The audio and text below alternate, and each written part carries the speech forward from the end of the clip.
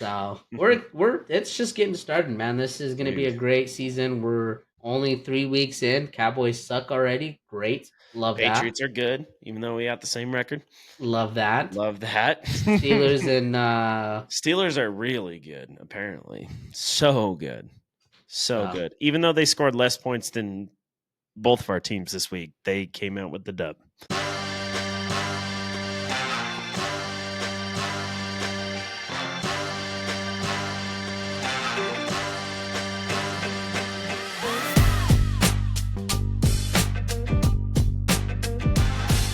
And welcome back to another episode of your favorite Couch Potatoes. I am your host, Jay Cubs. Not joined as always by Feisty. Unfortunately, no Big Country today. He's got some other things to attend to, but we can definitely hold it down without Big Country, don't you think? he's got big plans. He thinks he can go do some big things. I was gone Oh. for 2 weeks. Now it's his turn or something. So hopefully we'll see him soon. But yeah, this is gonna be fun, man. We got a lot of good topics. So Oh yeah, football's rolling as always, but we got some other stuff to start with. UFC popping off this weekend. Obviously, we had the big fight in the Sphere with the whole Mexican independence celebration that Dana put on. Put $20 million into the production of that thing. Freaking yikes. crazy, and yeah, I think it paid off. Like I think it was super cool and lots of good fights, and obviously the one everyone's talking about, Sugar Sean going down. That guy almost looked, invincible for a long time, but Marab Dvalishvili claims the bantamweight title from him by a unanimous decision. Yeah, I feel like I could say that a little bit better. Should we try Oh, it? even Feisty can, Ooh, huh? okay. It's Marab Uh-huh. Levishkivisiski. That actually did sound probably better. I Hey, it's think you gonna just rush forgot it up. the D at the beginning, but then other than that, I think it was better. It kind of sounded like I was speaking Russian right there, baby. There you go. Oh my goodness. No, but the fight was just as entertaining as that pronunciation, man. I mean, it went the distance, no knockouts or submissions or anything, but Marab just dominated. Like I think it was a pretty clear win for him. Yeah. He had a lot of takedowns. It reminded me of like how I used to play the UFC games. And Like all another I do leg is kick. just go for the leg kicks and the takedown. Yeah. But yeah, he just kept getting him, and really just I feel like Marab won basically every round and just kind of overall dominated that fight. Yeah, no, for sure. I think that I find sometimes you get these guys that just become legends and they're just so good at the sport. And then now you see that everybody is breakable. I mean, like you said, I all I think of is and another leg kick. And another Yeah. leg kick. So it was just another takedown, another takedown. So he kind of used his strength and hey, every good thing must come to an end. So this is just another example of that, and it's unfortunate, but that means he's gonna be bouncing back a lot faster and a lot better. So I'm excited for that for sure. And you can't have UFC without the notorious Conor Did he finally McGregor. get back in the octagon? Yeah, so some a little bit news. He's kind No, of he pissed didn't. off. He He did didn't. not get back in the octagon soon, to be determined. But he tweeted out some stuff that he's kind of pissed off at Michael Chandler, the little wussy. Apparently he's actually scheduled to fight Charles Oliveira in November for a rematch at the weight class of 309. So McGregor wants Chandler obviously to himself, and so this is Connor's got to stay in the headline. Connor's Connor, I Yeah. love that dude. I love his confidence. I love his swagger, and so he definitely made that sport really entertaining. It's just like how we talk about Caitlin Clark making women basketball entertaining and making it look easy. And when Connor was at his prime, he was doing some great things, and so I think you've seen that rivalry build up with Chandler, and he's a little pissed. So hopefully he can make a quick return. But what do you think on that? I know Sounds you like love him. one guy's ready to fight and one guy's not. and another guy's getting a little sick of waiting around, and it sounds like Dustin's wife wasn't actually in this guy's DMs, and nobody will be in Wait, his hold on. Let me say DMs. it. Let me say it. Your wife is in me DMs. And it sounds like Dustin ended this guy's career, is what it sounds like to me. I mean, he's still got the talking bit down, but will he ever get back in the octagon? I don't know. Yeah. No, I'm just kidding. I had to give him some stuff, but I get that he's pissed. But at the same time, I mean, we've been waiting and waiting and waiting, and I feel like I don't follow the sport religiously. I know, like, you're a little more into the fighting world, but we're both Yeah. not like super, big into it. And where from the outside, it just seems like, what are we waiting on now? I know we've talked about, like, there was drug tests, it was this, it was steroids to recover. It was like, what are we Right. still waiting for, and why can't we get this fight scheduled? That's my thing. So I can understand him being pissed, but hell, fight him after. Like, I'm sure Michael will fight you in another 6 months or something like that. But I don't know. It just seems weird to me. It's a weird situation. And I think that that's probably why McGregor is not too happy, is maybe because that's another 6 months he has to wait. I think he's finally turning the heel of like So do you think healing he's ready? finally. I think he's ready. And now he just needs to get back into training camp. Now that could take like 3 months to 6 months to train up. But at the same time, if Chandler's gonna be fighting, he needs 2 months to recover basically or whatnot, Yep. those fights are brutal. And then he also needs another like 6 months to get back into it, even though he just had a fight. Sometimes those, you train for your opponent differently. And so those training camps are a lot harder. And so um yeah, it's just cool to see. And I actually want to give a huge shout out to Chris I'm gonna mess up his last name, but Ventura. Frontera, yeah, Ventura. our boy Yeah, yeah. is getting into MMA. I know that Aton also is getting into it, so shout out to those guys Fighting because in the sooner, PFF. Yeah, I've been following along with that on their yeah, Instagram and he everything. And it just looks. he just won this weekend too, so I huge thought I win thought for him. he I thought he ended up losing, but he had a good fight. I saw Crit, some guy post about him. Yeah, like, it was I like a think he good fight. I didn't won. see the exact, like, results, but some guy posted about it. But we Huh. could talk about that later. Anyway, huge shout out It's to still, him. hey, huge shout out to him, because, like, I know if I tried to throw a punch against some guys, I'm getting my asses kicked in point 0.2 seconds. That Yeah, it's a hard sport, and love that they're training like that. So yeah, definitely got to shout out for those sure, boys. for sure.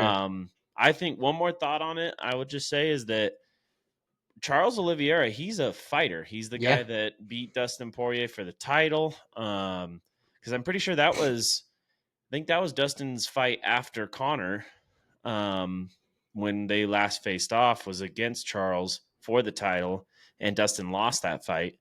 So Michael Chandler's in a real fight, in my opinion, and I feel like Connor. And I'm not trying to talk shit on him right now, but, like, Connor is a box office for his name kind of fighter, and he's just getting, like, the hype.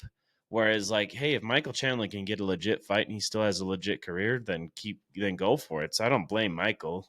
for sure. So I'm just a little confused on why Connor's pissed, I guess. Unless he was ready to fight, sign the contract, I can get that. But Yeah, sign the contract.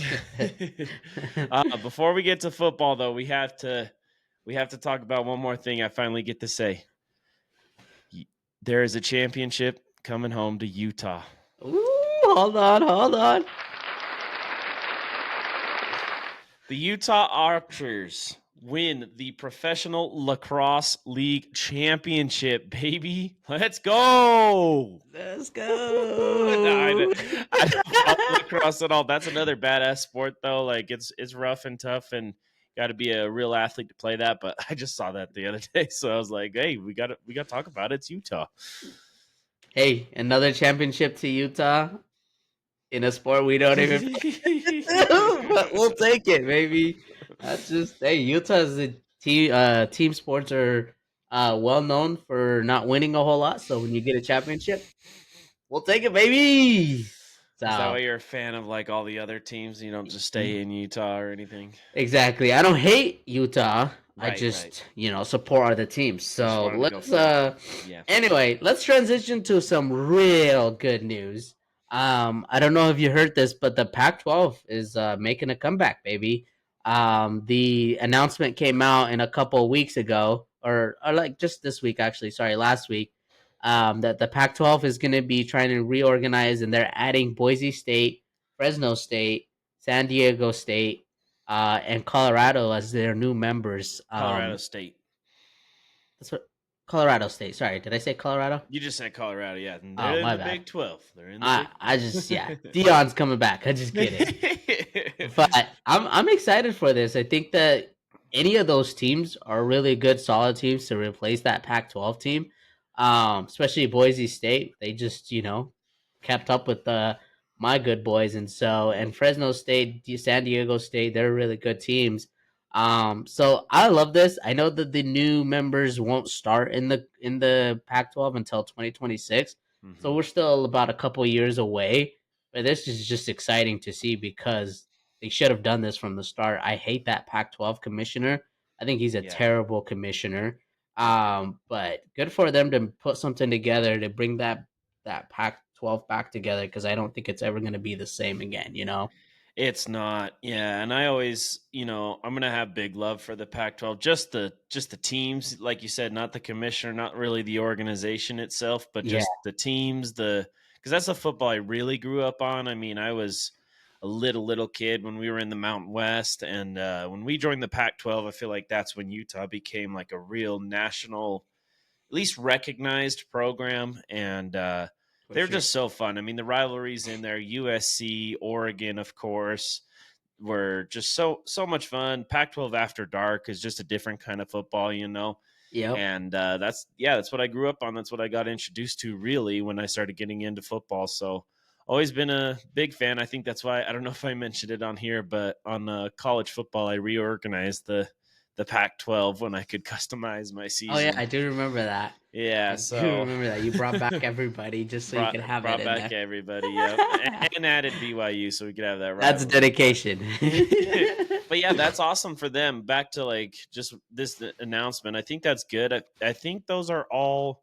I could definitely be mistaken. Mountain West Conference teams, which makes sense for them to join the Pac-12. At least Yeah. it's not coming from like the East Coast all the way to playing all these teams. So I could see like I, maybe Utah State being another That's what that I might was want gonna to join say. this, Yeah, a or couple other teams that I would think that should join in is probably Weber State too.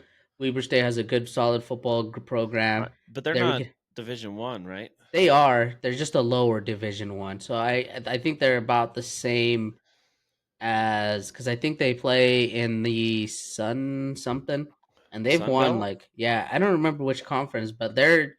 I would like to see them in there. I think that they could compete because they're still a Division 1 school. They're just a lower Division 1 school. And then Utah State, I think that would be a really good program to compete in there. Maybe even Wyoming. So those are Yeah, just some Wyoming, schools that another we would good like to one. see in there that could make it interesting for sure.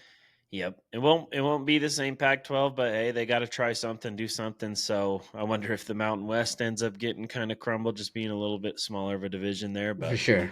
we'll have to see. Let's move on to our regularly scheduled segment. Florida State sucks at football. They are now 0-3, losing to Memphis 20-12. Shout And out to that is Memphis.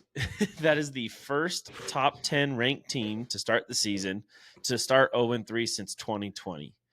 So I mean Eeh. they are on the panic button. I mean, I don't know if we can like get a little pass or something to I don't think anybody knew Florida State would suck this bad.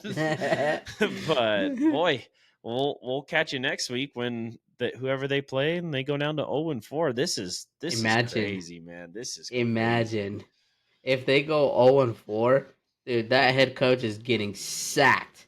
Like sacked right away in between the game. Like while he's in the game, they're gonna announce that he's been let go. He's That's been how sacked, bad it's and probably they're gonna gonna. sack him and say you're fired. Yep, And exactly. gotcha.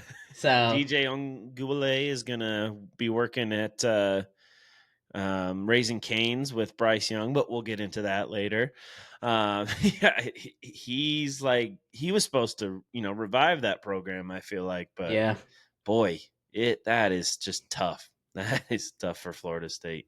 I mean, I think when I was looking into this too, they were talking about how DJ is actually a lot of people have said that his receivers made him look good at Oregon State. Oh yeah. It wasn't really a whole lot of his talent, and I think it's kind of showing that right now because Florida State does not have the best offensive line and also the best offense in general. Like Wesley said a couple weeks ago, they bitched and moaned about not having, not being able Making the to be included. Yeah, playoffs. that would be included in the playoffs. But you've started basically 0-3, maybe 0-4. So yeah, it's just I gonna know be you lost interesting to see Jordan what happens. Travis, Keon Coleman. I know you list some big guys, but Big time.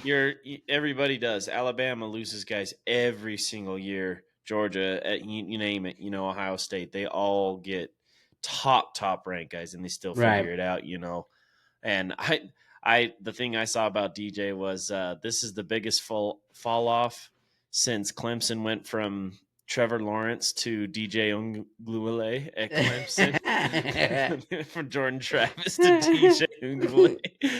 But So, yeah, gotta love this segment, man. Boy, and man, I wish we could go back in time, and that'd be the one thing I'd change in this college football is pick a different ACC champion. But oh well. yeah. Well, let's. I'm surprised that we're still going to do this. So we must love the guy or something. But let's talk about BYU.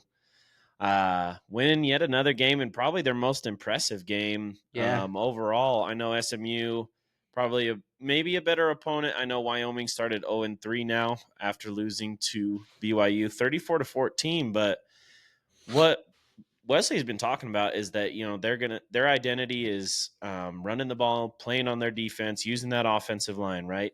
But they kind of exploded this game. Like I said, 34 points.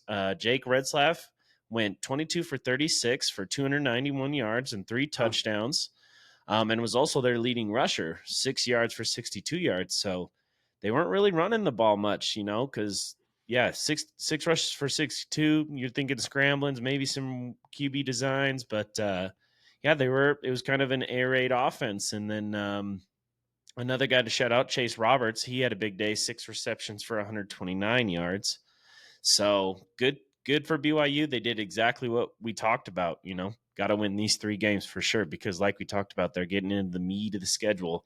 for They got sure. 3 ranked Big 12 opponents in the next 6 weeks, but they're at home for 2 of those. The only road game is at Utah, so that'll be good for them. But yeah, it's definitely going to get tougher for them going forward.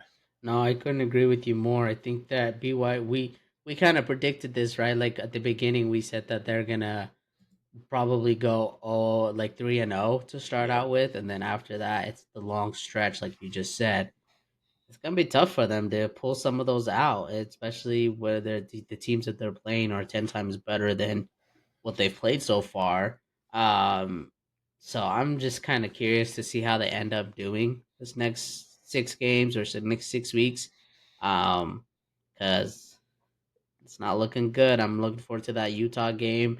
That's gonna be Mhm. interesting. If they pull that one out, I just love them forever. Hey, But we're not gonna get whoa, there yet. whoa Just now. because, just because there's blood there, and we love to see the Civil War started here. So, but I love it. I love that they were able to do what they are not comfortable with, which is passing the ball. They're smash mouth football. They're running in between you, and but they were like, no, this is working. Jake is doing really well, especially having 3 touchdowns, and then and his receivers were just playing really well. So I'm excited to see what ends up happening with tougher opponents. It's BYU. You can't get too excited, but you can Exactly. only hope. You can only pray. There you Ah, go. There you ah, go. Oh boy. Well, let's get into our AP poll, and we have a new number 1. This is kind woo-hoo, of crazy. Georgia slips down, and it's not Georgia anymore. It's Texas. woo-hoo-hoo-hoo. Texas up 1 to number 1. What Hook is it? 'em. Hook Horns 'em. down? Is it horns down or horns up? Horns down if you hate them. Like Oh, Oklahoma does horns down because they're oh, rivals okay. or whatever. So hook 'em that's what they That's do. my favorite college team. Yep. Oh yeah, it looks like it. No, this was kind of crazy too because I mean they're not playing anybody. They're playing UTSA, but Quinn Ewers exited the game with an injury, and Yeah, we got to see our boy Arch Manning come in and He came in like he's been playing the whole season, lit it up. He threw 2 quick touchdown passes, Yep. goes 9 for 12 for 223 yards, 4 touchdowns overall, and leads Texas to a 56-7 win. And like I said, makes him rank number 1 in the AP poll. So, whoo boy. And he looks fast. He does not look like a Manning in any way, No. shape, or form. Not that we've No. seen. I know I keep hearing that he got his speed from his mom, or I think Peyton said it. The speed skipped a generation because Peyton's dad was fast or something. But yeah, it's going to be interesting. Quentin Ewers questionable going into next week against Louisiana Monroe. It's not as bad as they initially feared, but it's going to be week to week. So Do they even need him? might I don't think so. We might Yeah. be able to see another week of Arch Manning. I feel like Quentin Ewers is good enough though, and you don't want to ruin the because he could be a top 5 pick for sure. So Yeah, he's number going to one be the overall guy going pick forward. for sure. But it looks like Texas. If Quentin Ewers gets drafted, you have nothing to worry Worry about about. as long as Yep. Arch Manning is staying. I totally agree. I saw a thing on Instagram the other day, and it said that his top speed was faster than Tyreek Hill's top speed, No and way. I don't know how logistic that was or how serious that really was, but it was kind of interesting to me because the generations of like skipping the speed, it definitely Yeah. happened because that dude just found the hole. He did a quick hezzy, and then he was gone, and nobody could touch him. So I like it. I'm excited for him. I think that he has a lot of potential for Texas. I think that Texas is the team that is going to beat Georgia. If anybody can beat Georgia, Georgia's an NFL team. I've said this many Right. times. Nobody's competing with Georgia. Doesn't matter who you are. Texas is the only team that can really compete with them. I would say Ohio State, but even then, I don't think Ohio State has the firepower like Texas does. And so I'm excited for Arch. I think that this is a good opportunity for him. So we'll have to see what ends up happening. And I'm glad to hear that Ewers isn't too bad because I know he was a Heisman front runner. And then he's, projected to be the top 5 pick, if not the number 1 pick overall. So Cleveland will be looking for a good quarterback because their quarterback sucks. Um, so I'm excited. We'll see what ends up happening with the rest of the season, and hopefully Ewers can come back and still be able to play. So Yeah, I'm sure he will. And, they, like I said, they got Louisiana Monroe. If he needs a little bit of time, let Arch do his thing, get a little bit of practice, get a little bit more reps, and he'll be good to go. But yeah, so speaking of Georgia, like I said, dropped one down to number 2. And I think the only reason they dropped is because they barely beat Kentucky. barely. 13-12. So very, very uncharacteristic of Georgia. And Kentucky has been a more respectable football team as of late, but they are now 1-2 after losing to Georgia and not ranked or anything. So I think that's why you're getting a little bit of a knock, but definitely good for Georgia. This is kind of like what we were talking about with Notre Dame, where they barely lost to, and I've already forgot the freaking team. I think Northern Illinois was the team or something, but Oh no, it was some weird team that they lost to. It wasn't yeah. even that. Yeah. But anyway, like, you know what I'm saying, where if they lose that game now, you're talking drastic drop. But Yeah. since Big they time. get the win, they're able to hold on to the number 2 spot. I think it's not the biggest deal in the world for Georgia, but maybe a little bit of awakening and get them kind of fired up to finish their season strong. Or it's a strategic thing to make everybody think that you're weak and you have to give everybody a chance to think that, and then you just blow everybody up afterwards. So Georgia's an NFL team, period. Right. No, like this is just a probably either a just something that they kind of were, let's make it look like it's fair, or they just kind of sucked that week. But there's no way you're gonna see this from Georgia again. No matter who they play, Georgia's gonna beat them. So, Yeah, I don't and it think sucks so. to Not say until that. they get one of these top teams. Like, we're not really going to see much of a game. So we'll have to see. Ohio State staying at 3. I think they had the week off, so Yep, nothing to happen there. Alabama stays at 4. They beat Wisconsin 42-10. Probably about an average score. I know Wisconsin's more of a respectable team, but not really as of late. They haven't had quite that firepower lately. for sure. Old Miss stays at 5. They beat Wake Forest 40-6. Missouri drops one. So we were at 6 last week, so now they're at 7. It's because they had a good fight against Boston College, 24 ranked Boston College. They beat them 27-21, and then Tennessee killed Kent State 71-0. So that's who flipped. So Bama 4, Ole Miss 5, Tennessee goes up to 6, and then Missouri drops down to 7. I don't really know. Like, I think Boston College is a respectable enough team that getting a win is okay, but maybe it's just Yeah, because Tennessee hung 71 that they get that extra spot. for sure. Yeah, I think that the only really good game that I thought was worth mentioning was the Miami game. And even then, I still don't like Mario Cristobal. He didn't go visit his grandma. I'll tell you that now, and I'll keep telling you. Um, I'm salty about it, but not a whole lot of movement, right? Like, there's not a whole lot to kind of chatter about Ohio State. I think it's weird that they always have bye weeks super early, but Yeah. it is what it is, and I think they continue to stay in that ranking of like the third, unless Alabama does something crazy and Ohio ends up losing to Oregon or whoever else they're going to Michigan that they're going to play. But right now, I think this is just a good, solid top eight, top 10, basically. I Yeah. did see a thing today. I don't know if you saw. Tennessee is going to be adding a 10% fee to their tickets for talent fee for single game tickets. Did you see that by chance? I saw something about it. I didn't understand it, so I didn't try to. It's I was reading the article and it was saying that because you're only buying a single game ticket, they're gonna add a 10% talent fee for it, and that's gonna go towards program like whatever they end up using it. Really? NIL deal, maybe HNIL, I mean. So I thought that was a little Jeez. crazy. Hopefully it's not too true, but if that's true, I don't know if I would want to go to a I mean, Tennessee I game. saw a thing, yeah, like on I think it was Yahoo Sports. I saw that headline from, and Yeah. but you probably saw it from another reputable source. So like, that's interesting. I mean, boy, it's hard enough to get tickets out here these days. Like, it's not just easy to walk into these, especially top ranked programs and just have tickets. So that's Yeah. kind of interesting. But Pushing yourself a little bit far down the path that you don't want to be going because you want to make the games affordable for fans.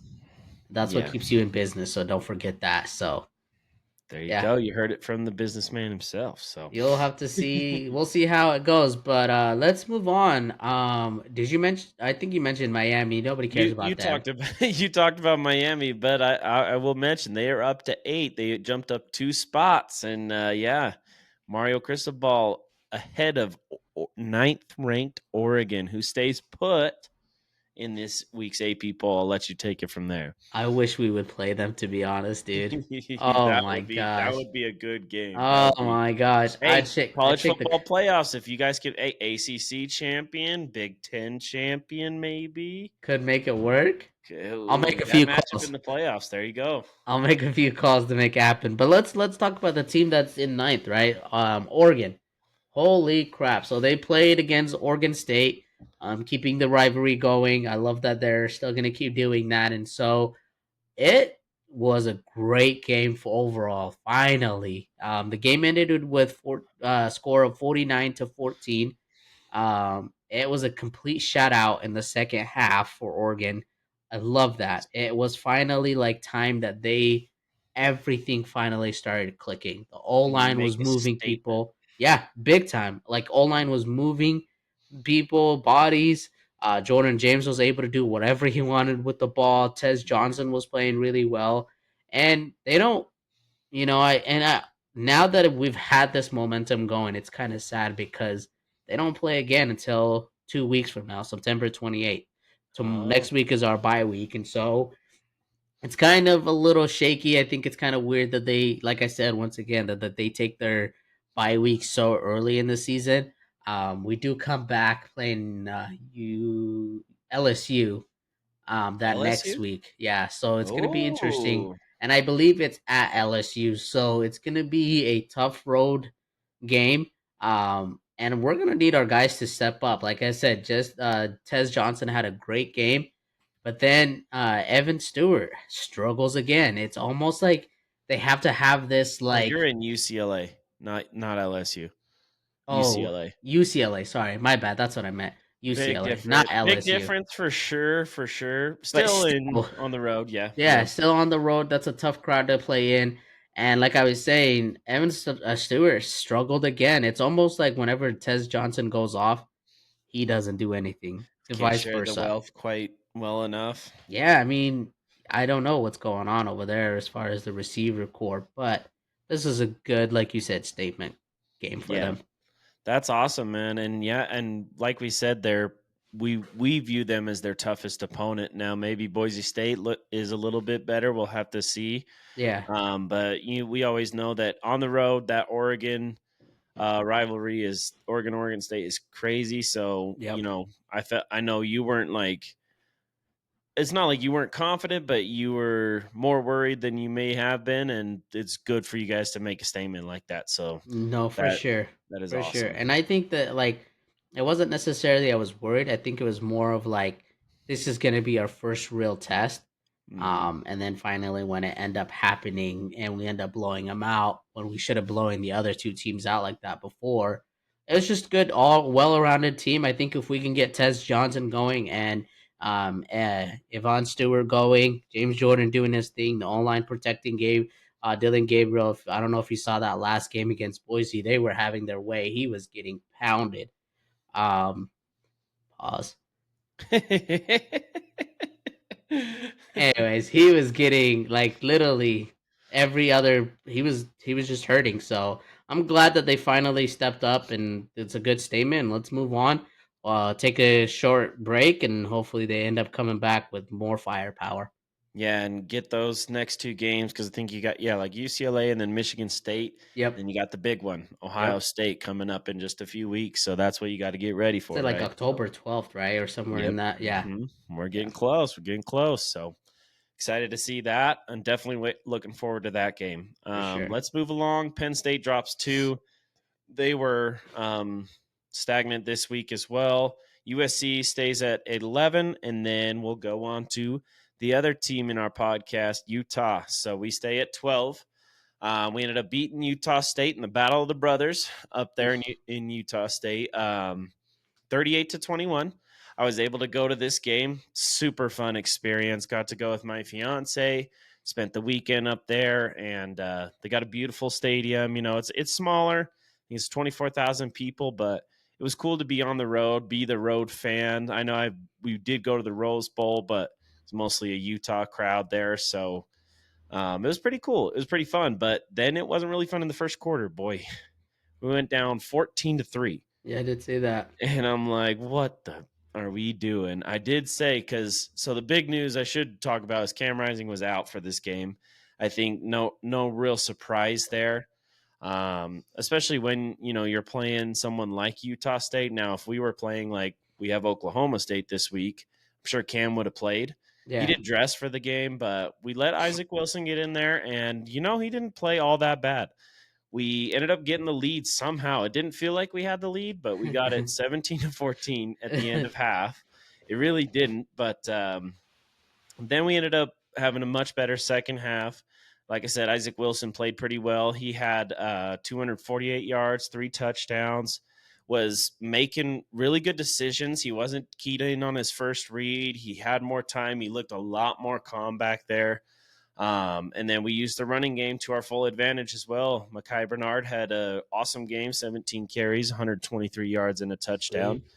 Sweet. Defense was balling out as they always do. And, like I said, this 38-21, it's a good win. I feel like as a, as a 12th ranked team against Utah State, who just lost to USC 48-0, I kind of feel like wanted more from Utah, but I think I was just a little too into it. When I look back at it, we had a backup true freshman quarterback in there and his first actual start. So honestly, can't be too mad.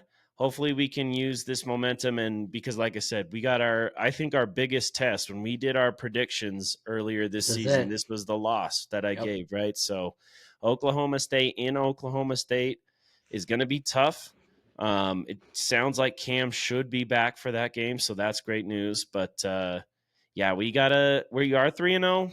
Gotta be happy about that, but we gotta start really putting things together. Like you said, this is what Oregon, it sounds like, kind of put things together this week, For right? sure. And it sounds like you got almost all of your, team working on full cylinders. Like you said, there's still some things, and there's always going to be little things here and there. Like we can't get all of our wide receivers going, right? But it sounds like you guys finally got going. And I'm not quite there with Utah yet, but I'm sure that they can. Yeah. And they got a chance against Oklahoma State. If you can go in and win that, I feel very, very good. I don't care what the score is, if it's 3-0, 7-3, or 49-48. If we come out with the win, I'm happy about it. For sure. I love this matchup. I think it was a good win for Utah to just kind of get it out of the way without Cam Rising. It was good to see, like you said, Isaac Wilson kind of finally feel more comfortable in the pocket and not having to like make quick decisions. It was more take your time, read like the defense, and it just shows why he is the backup. Like we said before, you guys have a 5-star quarterback in high school, and a transfer who could play just as well. But there's a reason why Mr. Wilson is the backup. So I like to see that. I think that was a good game for him to prove himself that he's a good backup, and there's a reason why they chose him. Now this game against Oklahoma is going to be huge, like you said. It's the big test, right? Can Yep. Cam stay healthy? Can Cam show up? I saw a bunch of comparisons today with the 7th year Oh quarterback. yeah, I was just about to bring that up. I got the picture right here, actually.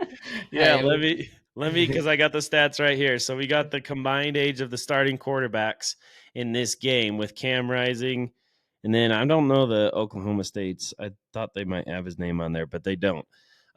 So they're both 7th-year seniors. Cam is 25. The Oklahoma State quarterback's 24. So their combined age is 49. And nice. then the combined age of the starting quarterbacks in Sunday's Colts and Bears game Yeah. is 44. So 5 years younger. And I know we're getting a lot of shit. I have this cousin who's a BYU fan and hates Utah, and he was posting all these memes about, oh, well, now that Cam's injured his finger, he's going to come back for an 8th season. And I'm like, oh my goodness. Like, Imagine. he's not going to do that. And because, he's already played a couple of games, and I don't think it all works like that. There's all these technicalities. But yeah, it's a new world in college football. And hey, we might be seeing some very seasoned quarterbacks playing some good football in Oklahoma State. So I can't wait. I'm excited for it. Can't wait to see how that game comes out. And if we lose, I think that if I can keep my head on straight enough, we might be okay, Yeah. because there's a lot more football to be played in the Big 12. If we can handle the rest of our season, like I said, maybe we can end up 11-1, which could definitely be good enough to win the Big 12. No, for sure. And like I said, this is going to be the game that like shows what you guys can really do. So I'm really interested in it. I will be watching it. It would have been a really cool atmosphere to go visit. I'm sure it would have been a little crazy. Yeah, it'll be the So first Utes game I haven't been to this season. I'm depressed, but yeah. So guess we can't make you'll it. have to support it at home. Have all the stuff laid Yeah. out, all the rituals. Make sure you sacrifice somebody to get this win. Um, yeah, it's gonna be fun to see how this next week ends up being for you guys. Definitely. Well, let's move along. More Big 12 teams. So Kansas State, they end up switching spots with Oklahoma State, up to 13 after they destroyed Arizona 31-7 in a Overrated. Big 12 matchup that's not really a Big 12 matchup. It's just like how we played Baylor. These games were scheduled before Yeah, we switched. So, so it but doesn't yeah, even kind count of towards conference. exactly. Yeah, Kind of surprising though, because Arizona I think was ranked 20 coming into this game. So boy, not a good look for them, but good look for Kansas State to go in and do that. And then yeah, Oklahoma State, they dropped down one after beating Tulsa 45-10. So nothing crazy. Oklahoma stays at 15. They beat Tulane 34-19. And then we got LSU ranked at 16. They stay there, but it was kind of a crazy game because they played the South Carolina Gamecocks in South Carolina. what's And their game name? day was there. The Gamecocks. We're professional adults, I promise. But On the side no, note, they were down 17-0 to start this game. So it wasn't easy for them. They definitely got tested. SC is definitely a good program. They always have been. And it's a hard place to play for sure. Those fans are crazy down there. yeah, And they barely beat them. The South Carolina missed the game tying field goal attempt at the end of the game. So could have had another LSU flunder on our hands, but they were able to sneak it out and stay at 16 in the rankings. yeah. LSU is LSU, man. Super overhyped every year. And I was hoping that South Carolina would definitely take this one. It was a really good game, hard fought battle, but somehow LSU always end up pulling through. So we'll have to see what ends up happening with them next week because they got a good tough matchup with them next week. So I and like I said before, some of these teams don't really play anybody until like mid season, Right. just to get yourself formed up. But this was a really good game, and yeah, I'll just see. Yeah. Well, Notre Dame and Michigan switched spots. Notre Dame up to 17, Michigan down to 18. Oh man. Michigan beats Arkansas State 28-18, so not a crazy win. While Notre Dame beats Purdue 66-7. Then we got Louisville staying at 19, Iowa State going up 1-20, Clemson up 1-21, Nebraska up 1-22, Northern Illinois up 1-23. Illinois is ranked 24 after being unranked, and Texas A&M rounds out the top 25 at 25. Sweet. Yeah, no surprise there. Nebraska, that quarterback is just being funny. That's where the Patrick Mahomes look Dylan alike. Raiola, yep, the He I saw impersonator. I saw that he did his pregame warm up or something like that. Yeah, So the exact cringe. same So way. cringe, But dude. then he said he wears 15 for Tim Tebow. So, like, okay, bud, okay. But if you're doing the exact same things, we know. Yeah, We you're know. definitely trying to use the hype that Mahomes is giving you to build up your draft stock, but it was super cringe, and I thought it was kind of. So let's not go there. But no changes over there. I think big one Michigan continues to fall. Love to see it. Yep. Hopefully, hopefully they continue to fall even Keep more. fall. It just they're definitely not the same team, but Nope, we'll it's gonna take a while. have to keep seeing. Like I said, super excited for this week of college football. This Oklahoma State team is going to be a tough one. Hopefully, we can pull it out. And yeah, I'm just super excited. On the other side of this break, we will get to the NFL. Boy, lots to talk about in the NFL. So we'll catch you guys on the other side of this break.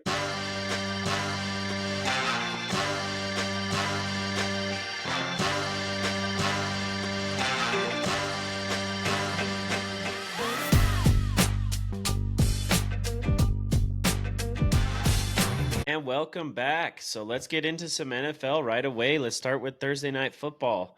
A couple of my AFC East rivals kicking it off on Thursday night with the Bills going to Miami to face the Dolphins. Now, we posted a little story and we all made our picks for that game. I know you and I knew you'd pick Miami. Wes goes with Miami. And honestly, a lot of people were thinking like, hey, Miami's the more talented team. Like the Bills don't have any receivers anymore. They lost a lot of guys on defense. Oh boy, the Bills just go in and murder those Dolphins. I don't know what you call those people that, go out in the ocean and do terrible things to the wildlife, but that's basically what these Bills did. I mean, they just whew, from start to finish. And what pissed me off about it is I have Josh Allen in a couple of my fantasy leagues, and he didn't even do good because he didn't have to, Yeah, because they were just killing him. And a big reason was James Cook. Man, that guy was cooking. cooking. Let James cook. Cook. And they did. And Miami's like, okay, let's do it. Yeah, why not? As long as you're cooking up something good. And he did. He had 3 tutties on the day. I think 2 rushing, 1 receiving. But the big news, and this is really hard to see. I know Tua struggled on this day. I think he had 2 or 3 turnovers. But the big news is yet another concussion for him.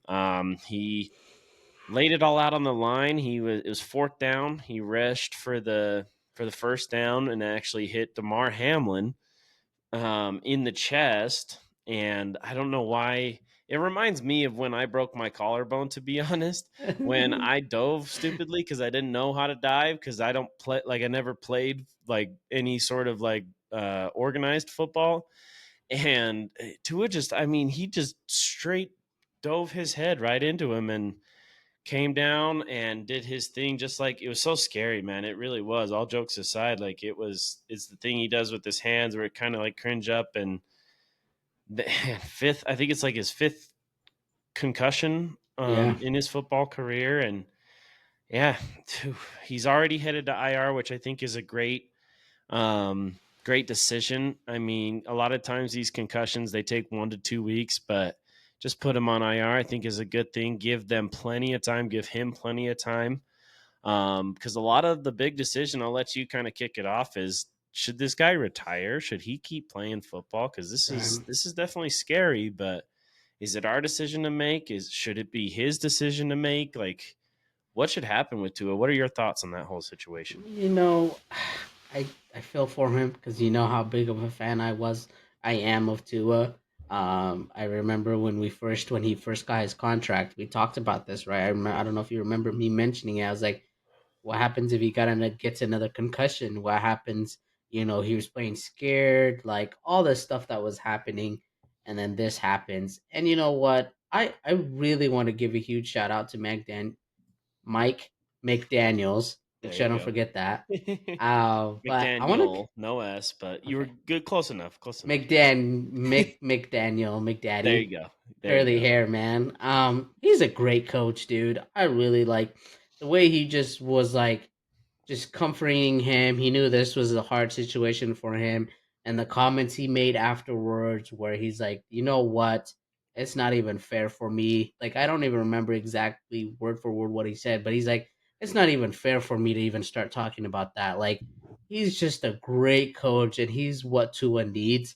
As a head coach, we've talked about this like a week or two ago, where we were like, this is the guy that he needed in his life, and he's just been awesome to like just to go through this experience with him because now that they gave him a big contract, this was a risk, right? Like we all knew that this Yeah. was a possibility that could happen, and it really is scary to see another one happening to him because you don't want him to turn out to be another Antonio Brown, which I don't know if there ever Or will be another Antonio Brown, but well, he's Antonio Brown's posting all about him already, telling him to join CTE ESPN. So, but all jokes aside, I think like in a more serious sense, you know, you see these guys like Junior Seau and many others that deal with some yeah, serious trauma related to CTE. And I just worry about the guy because not only is he getting these concussions so frequently,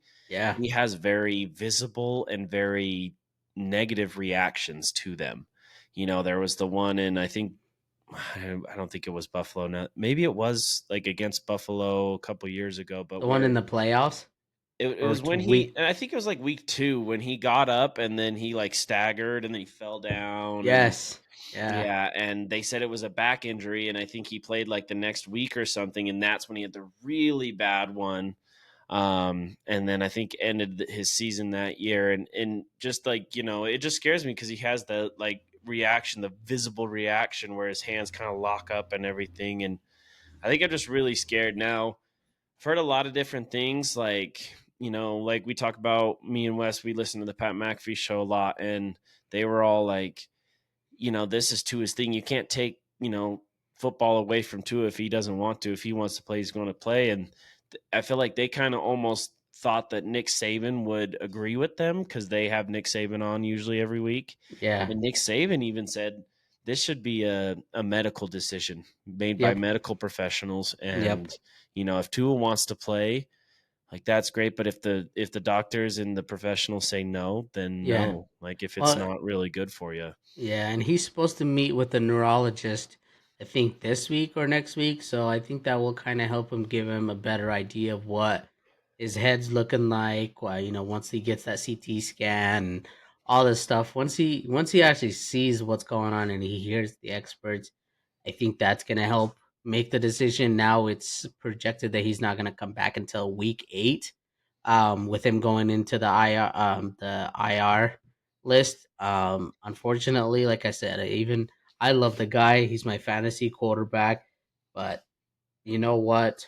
Freaking, he just needs to take his time, let the professionals make that decision, and be as involved as possible. But don't make any sudden changes that risk your whole life, because football is just an Football's a entertainment game sport, at the end of the So, day, right? yep, Yeah, we're talking about your livelihood. So, yep, hey, I just want to wish him well for sure. All prayers and thoughts with him. I hope that he can recover and does what's best for him, does for and what's sure, best for his family. So, thank you to for all you've done and wish you the best.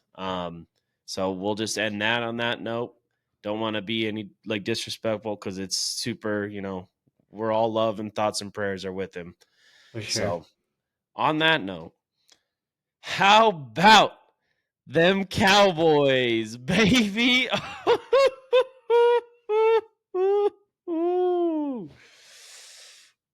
Ooh, I can't tell you how much they cost me a lot of money this week because I actually thought they would beat the Saints, and you know me, man. I am a big Derek Carr is not good, right? But Derek Carr is boy, do not I good. might be eating my words, man, because this guy has looked unstoppable this season. And even into last season, I saw stats about him. Like I can't remember what they were, but he was basically the best quarterback in the last 6 games plus dating back to last season. But and then Alvin Kamara torched me in fantasy. Is the only reason I freaking lost because the Cowboys O line couldn't freaking stop.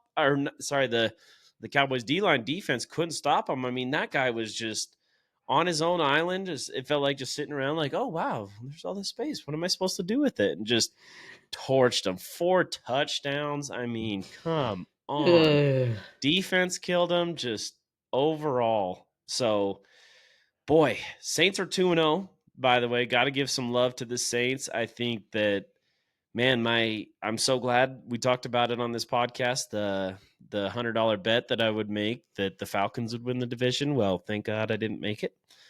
Because the Saints look really, really good. But yeah, those are my thoughts. Vice, I'll let you have the floor. Well, first off, the Cowboys, Dak, this is what you get.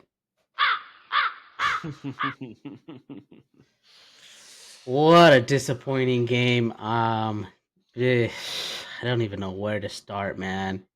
Let's start with the Saints, right? Are the Saints good? Because now they've blown two teams out. I mean, first one was against the Panthers, right? Anybody's Right. gonna blow up the Panthers. Georgia's gonna blow up the Panthers.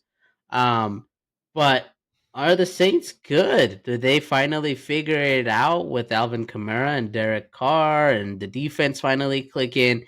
Are they good? Like, that's a realistic question. Are I they think you finally doing something? I think you have to say they're good, and I'm just surprised that they are because, like you said, it was Carolina, so you don't take too much stock in that. But Right. 47 points in an NFL game is impressive just by itself. Yeah. And then they go ahead and score 44 against the A Cowboys. really good defense. Like, Yeah, so you're talking they're averaging 45 something points a game to start the season.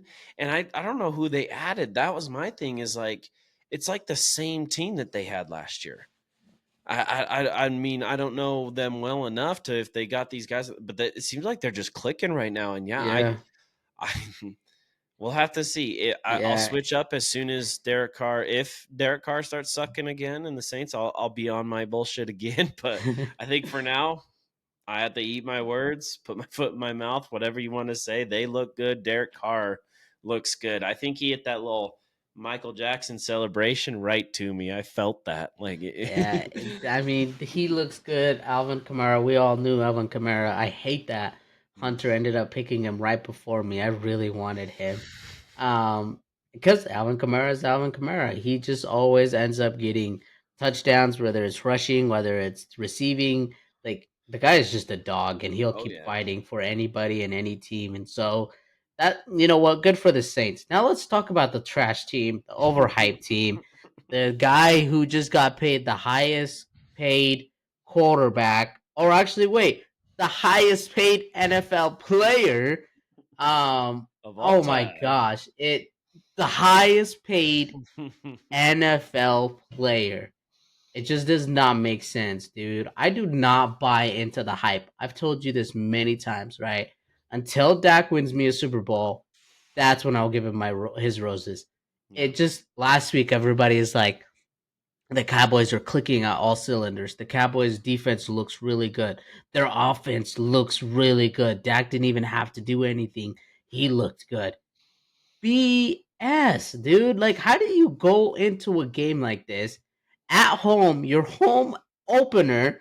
And I don't know if you saw the fans were rushing the stadium again, Of as course. they always do, Yeah. as if like they're winning a lottery and there's a ticket in the middle of the field. Um, Good for our loyal fans, but this is just disgusting. Mike Zimmerman came out and said, "You know what? This one's on me," which it is because you got torched for 44 points. But then offense couldn't do jack shiz. Like Dak is Dak. He's always gonna be Dak. It really does not make sense to me that this guy every year we're like he's good. But when it comes to big teams, when it comes to the games that matter, and this is just week 2, so when it matters, he's not there, dude. Like it just frustrates me because I know all these people that are like, "This is it, bro. This is the year," and I'm like, "No, it ain't. Something always has to go wrong for the Cowboys. That's just how it is." What is it, Stephen? They say something can go wrong, something will go wrong, and I don't know. I'll say back on the Saints, their offensive line was what impressed me the most. Yeah, Now, I don't want to take anything away from Alvin Kamara. He's already done enough damage to me. Alvin Kamara, you're the best player in the world. Please don't ever do what you just did to me again. But seriously though, that offensive line just looked insane. I mean, Kamara wasn't touched. Like you're talking, you talk about yards after contact, right? And I feel I could be wrong. This is just the eyeball test. It looked like Kamara just could do whatever because those boys were just moving the Cowboys. I mean, yeah, and I think Wesley has always been a Dak supporter, right? Like he's been. I don't think Dak's the problem. You got other problems, but Dak was the problem. The running game was a problem. Receivers were like the whole team. There was no phase of that game that you guys looked good, and I think that is a product of the Saints being really good. But at the same time, you're supposed to be really good too. So yeah, it's definitely not awesome. It's not an awesome game for you guys to have. Like you said, at home when you guys were heavily favored. I think you were almost a touchdown favorite, but yeah. It's just and to lose like frustrating. that it's a Yeah, tough look. It's a tough it look for it sure. just becomes frustrating because it seems like you just go through the same cycle, and I've said this many times. It's the same thing over and over again. So we'll see what ends up happening this next week, but I think that this is the year where we have the tougher schedule. Hmm. Um, and if it's starting out this way and you're struggling that much, it's gonna be interesting to see what happens. I like I've said this year so far. I'm like I'm a football fan. I'm not a Cowboys fan. I'm a football fan. And then like last night when you made that joke, quit picking the best Texas team. I'm like, Yeah, dude, is it wrong? Is it yeah. wrong for me to switch to a different team in the same state?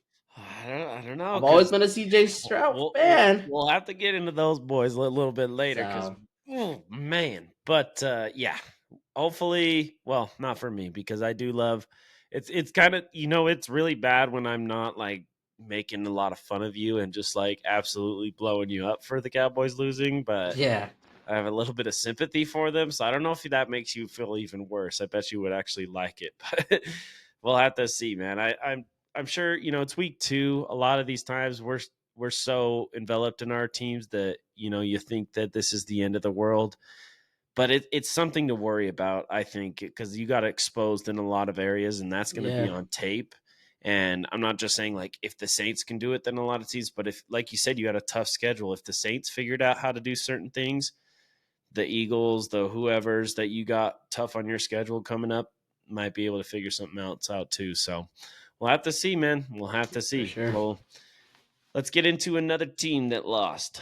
That'd be the New England Patriots. All right. We did not continue our winning streak. But honestly, it wasn't that bad of a game. I can't be too mad about it. We lost 23-20 in overtime to the Seahawks at home, and basically we did kind of the same thing that we did against the Bengals, and just the Seahawks were a little bit better this time. Um, there was not much offensive explosion. The Pats wide receivers saw this stat. They combined for 3 receptions for 19 yards. One of Nice. those was a touchdown to Jalen Pogue, so that was pretty cool to see. But yeah, it's, I don't know, it's a little different. Obviously, I'm kind of used to that at this point. I've been, it's been 3 years, 2 years of Mac Jones, and now this is like the third year that we haven't really had any offense. Yeah. Well, and Cam Newton the year before, so this is like going on our fourth year.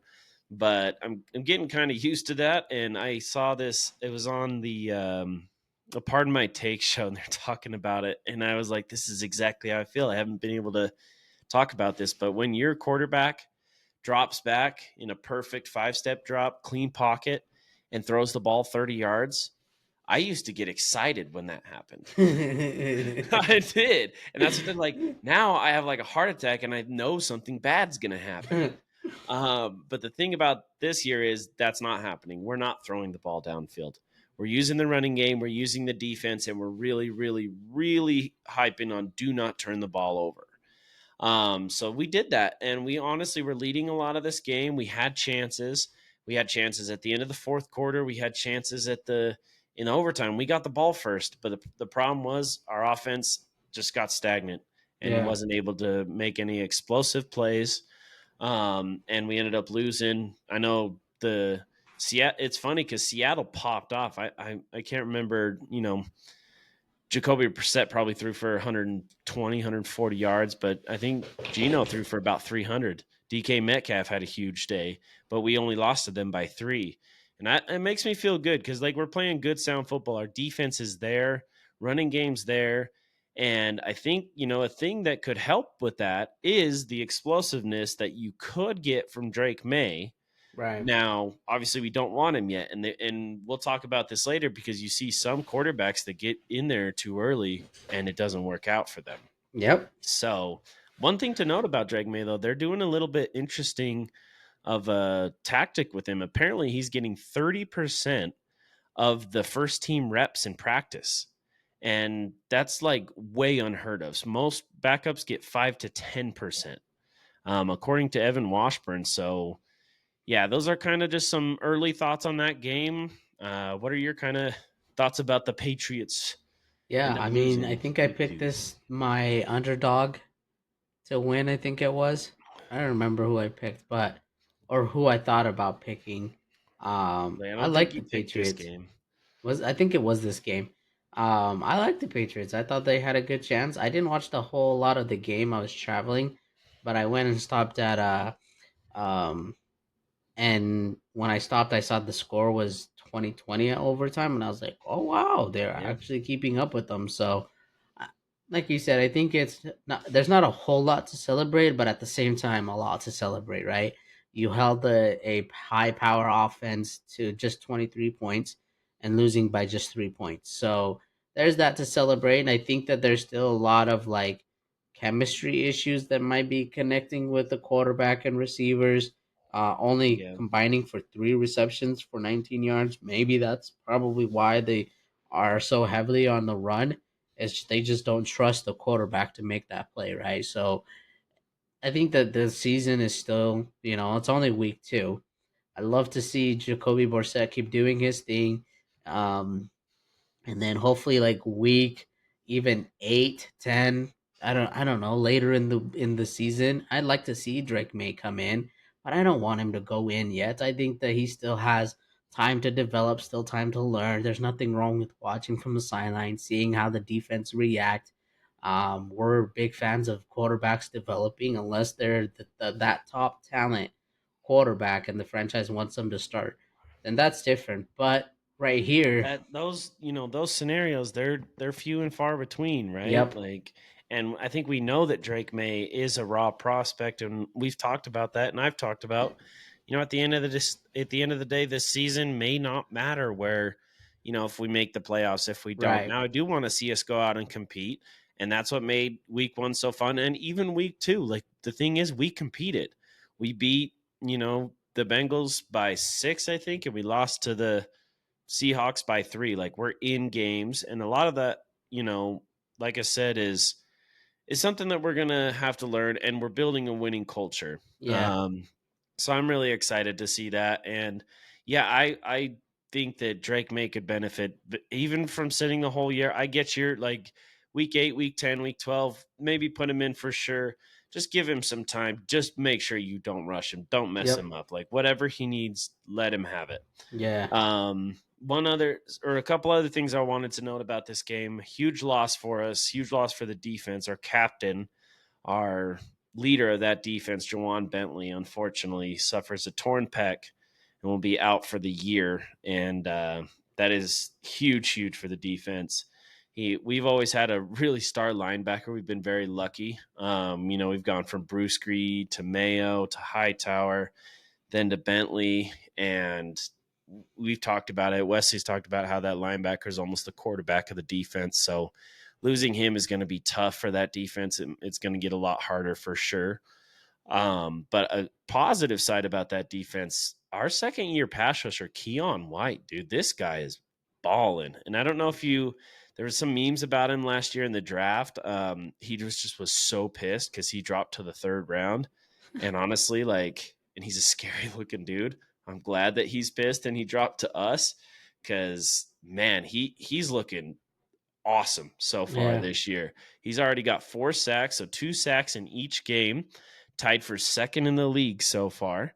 I did reach out to Wesley and asked if he wanted to make another bet because I was looking at the stats and Mr.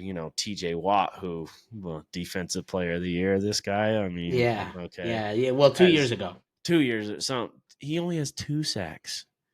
Keon did that in 1 game. Oh, So Keon's 2 times better than him. There we go. And I asked him if he wanted to bet. Didn't get a response back. So we'll have to see He's how scared. we'll have to see how that works out. But no, I'm really excited about him, especially after losing Matthew Judon.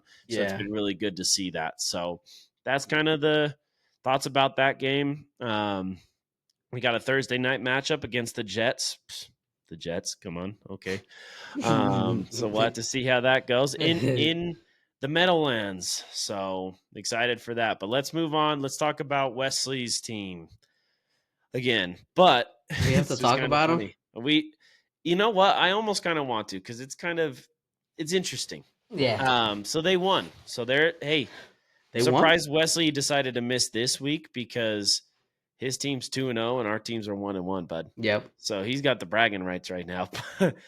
If you call him bragging rights, I'm not quite sure. So they beat the Broncos, the super awesome Denver Broncos, 13-6 in the same exact formula that we've been talking about all offseason. Wesley highlighted in week 1. Here we go in week 2. They did score a touchdown. They scored a touchdown. First touchdown of their season. So 1 touchdown, 2 wins. That's Steelers football, baby. Again, go. Defense shows out that no mistakes really made, and Steelers continue to win and continue to, use that formula. I did see there was a thing. It was against Russell Wilson's former team, so it was kind of a revenge game in that way, even though he didn't get to play. Justin Fields did talk about he gave him a petty game ball for that because they knew Russell Wilson went through a lot. But I did hear, speaking of Russell Wilson, more news. He likely won't play until September 29th at least. So not this week. It sounds like Fields is going to start again. And then maybe he'll be ready on the 29th. I know we talked about it. I think Wesley was like, I want to see what Wilson can do, but Fields is 2-0. If he becomes 3-0, yeah. How do you put Russell Wilson in at that point? If it ain't broke, don't fix it, right? Like we haven't really seen. Justin Fields hasn't really done a whole lot to be like, oh, he deserves a starter, but he's doing enough to get you wins, and that's all that matters. Yeah, you need a guy that just gets you wins. I like Justin Fields. I think same thing with how I love Tua and I love CJ Stroud. Like those are my guys. I love Yeah. watching them play. But Russell Wilson, Mr. Cringe, Mr. Unlimited. He just he, I Hits just don't know what that happened to him. spot where you itch, you know. Yeah, it just don't work, bro. It really don't work. I don't know what it is. The dude just every time I look at him like I'm like, what is this guy doing, bro? Oh. Like it's good that they're giving Mr. Fields a chance to kind of continue with his winning. If it ain't broke, don't fix it, right? So I hope that they continue to go with them because it's working, whether it's the defense or whether Mr. Fields is doing enough to get the dub. Just go with it, man. Until it's Yeah. not working, then you put Russell Wilson in, and that gives him more time to heal. I don't even really know what the injury is. It's a heel issue, a calf Calf. issue, like Hopefully it's not an bro. I mean, it doesn't sound like it's an Achilles because that's definitely more serious, but Yeah. I don't know. I mean, my thing is too is we're talking about like Fields is the guy, obviously way younger and has Mm-hmm. more potential, right? Upside, yeah, for And it sure. sounds like, the Steelers is kind of a really good situation for him, Mike Tomlin. And he's sitting there playing. He's not really playing like Justin Fields yet. And it's almost like I feel like they do. I've been saying like, do they have the reins on him? Are they holding him back? And I feel like they are Yeah, because like I feel like, watching him in Chicago versus him in Pittsburgh, it's like way different. doesn't look the same. Yeah, And I think but I don't think it's a bad thing. I don't think they're trying to like destroy his confidence or anything. It's just get him ready. Like we're talking about with Drake May, like we're talking about with these rookie quarterbacks. He was one of those that didn't get the chance, right? yeah, So I think what the Steelers are doing, which might be really smart, is just, hey, we know you got the talent. We know you can do these incredible things. The right. problem is there's some negatives that can come with it. I want you to trust the process. Watch what happens. Watch what happens when you trust our defense. Watch what happens when we hand the ball off a little bit more. Run that clock down. Don't Yeah, allow the other team to have it. And when they do, our defense is rested and ready to go. Manage the game. Like we talked about Bill Belichick, he game manager, not a negative term. You could talk yeah. about Tom Brady being a game manager, the ultimate game manager. He's the one that he would hand it off 45 times a game. He doesn't care about his stats. So Mm-hmm. I think it's a good thing for them, and I think they should stick with Justin Fields. And you know what else I love is Mike Tomlin does really well with young players, just develop them really well. And I don't know how to say this, but just say it. He does really well with black players.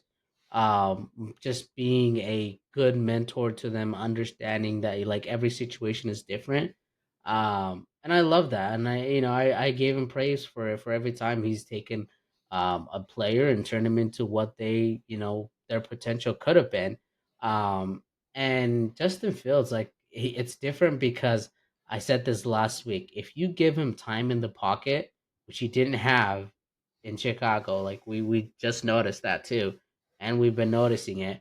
But he's able to do a good amount of damage with him and George Pickens, like and a lot of play action. I think he does so well with the play action. Play Yes. action work really well with quarterbacks that are mobile and they're just athletic because you never know what they're going to be, what they're capable of doing. So I think those are the two takeaways I've said like last week, and I continue to say. Continue to protect him, give him time to throw, and do more play action. If it's working for him, keep doing it.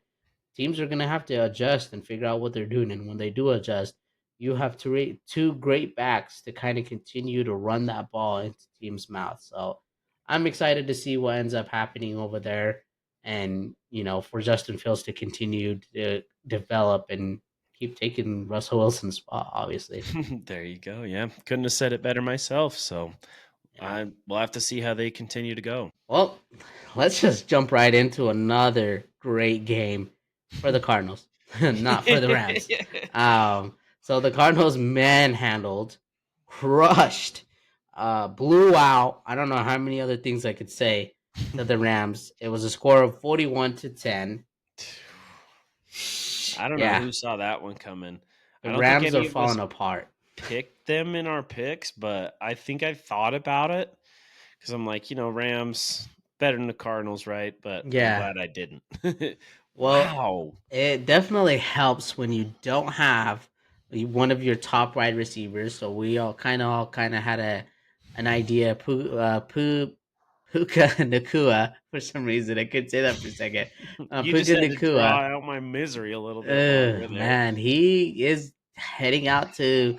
I don't know if he's going to the IR yet, but he's Yeah, four he is on weeks. He is IR. IR. Yep, Okay, yep. he's 4 weeks out with a just a weird kind of injury. Yeah.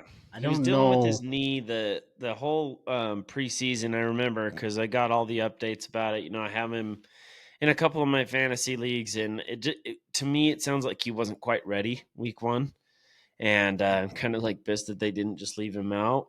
Yeah, Because yeah, and so they're calling it a unique nature of his injury that might hold him out a little bit longer than 4 weeks. interesting. So that's just wonderful. I love to Awesome. hear that for my fantasy team. Sucks for Puka, sucks for the Rams. Clearly, now we know that the Rams have still more talent. They got Matthew Stafford, they got Kyron Williams, they got Cooper Cup, Whoa, whoa, whoa, whoa! or do They they? they had Cooper Cup. Here's another reason why they got demolished. So Cooper Cup ends up getting injured in the game as well. Ends up having to leave the game, comes back basically in a walking boot. And from what we were hearing today, sources are saying that he is likely going into the IR as well. So that means 4 weeks without him. And I'm just loving this season. I think that it's been Ooh. amazing to see all the top players that you pick every year in fantasy just get demolished by injuries. And there's nothing you can do about it, right? You can't predict injuries. You can't prevent injuries. You can do things to help kind of, I guess, prevent it, but like you never know when it's going to happen. And when you have your top two receivers gone, kind of hard to throw to people. Dude, because I mean, when you're talking about it, because I think it's so crazy how it happened. I talk about it all the time. I had Cooper Cup a couple of seasons ago Yeah. when he was the Triple Crown winner. Most receptions, most yards, most touchdowns, was breaking all these records. And then Puka Nakua comes in and just Yeah. absolutely dominates and is like, hey, sorry, Cooper, take the back seat here. This is my team now, but it's not like Cooper Cup is a bad receiver. And now they're both out. So you're thinking Puka's out. Well, Cooper Cup time, right? Yeah. Now he's gonna come back and be that guy.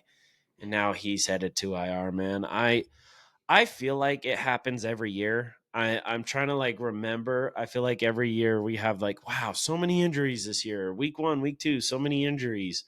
But this year really, really does feel like there's way too many. Too early, too. Oh, way too early. And I know a lot happened early because, you're not quite built up for the season yet or whatever it may be, but I don't get it because, we've been talking about reducing preseason games, putting on these rules on how long they can be in training camp, how long they can be at the facility, Right. all these things that are supposed to help with injuries that are seeming to hurt. And I don't know, maybe it's good if you go into camp more often, get a little beat up. Now I know football's a violent sport, but we're talking, because the NFL is all trying to find these ways to prevent injuries, right? That's the big thing, but it doesn't seem to be working at all. None of these Oh, tactics seem to be working, and I think that's something that we have to talk about.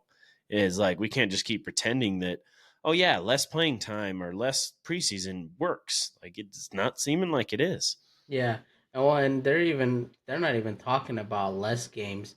They're thinking about adding more games, right? I meant in the preseason. Oh yeah, yeah, in Sorry, the yeah, in the preseason. preseason training camp, they're reducing that Yeah, so that players are more fresh. But it doesn't right. seem like. But yeah, And like you're saying, they're I talking think about adding more regular season. Yeah, right, and I think I'm with you on that. I think that maybe they should just play their starters actually more in that preseason, like instead of just letting them play one play or one drive, I mean, or one quarter, and then the next game playing 2 quarters, and then the next game like playing not at all. Like I yeah, think you kind of have to figure out a way to get these people to kind of accelerate a little bit quicker, because once the season starts, it doesn't slow down, and if you're not ready, you're not ready. So it to me, I think it's going to be hard to figure out that balance between Yeah, how what? should we start Mhm, it. But mhm. this is just a great example of how it can happen so quick, and you could have like